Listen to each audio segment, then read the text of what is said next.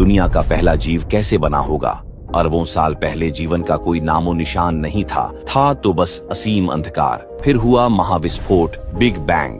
लाल पीले लावे की नदियां बहने लगीं। पृथ्वी एक जलता हुआ गोला थी जो धीरे धीरे ठंडी हुई। उसके बाद वायुमंडल और पानी का निर्माण हुआ, जिससे जीवन के लिए यह ग्रह रहने लायक बना।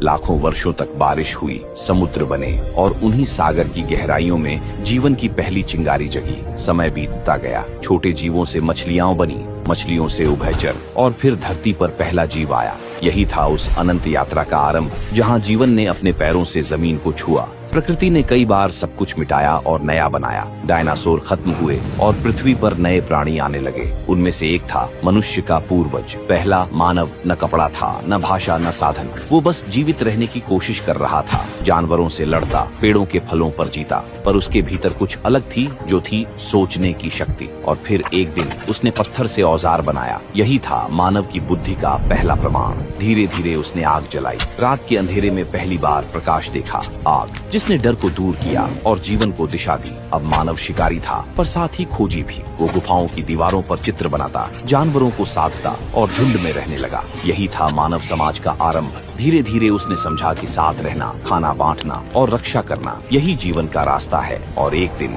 जब उसने बीज बोया तो उसे पता भी नहीं था कि वही पल सभ्यता का जन्म कहलाएगा। यही था मानव यात्रा का सबसे बड़ा कदम, शिकारी से किसान बनने तक का सफर। सृष्टि की यात्रा जारी रही। धरती ने इंसान को दिया जीवन और इंसान ने धरती को दी सभ्यता। यही है शुरुआत उस महान कहानी की, जिसे हम कहते हैं मानव इतिहास। मेरा उद्देश्य इतिहास को एकदम शुरू से लेकर विस्तार से समझाना है। आगे इस सीरीज में हम सिंधु घाटी सभ्यता से लेकर आधुनिक भारत के इतिहास को बताएंगे।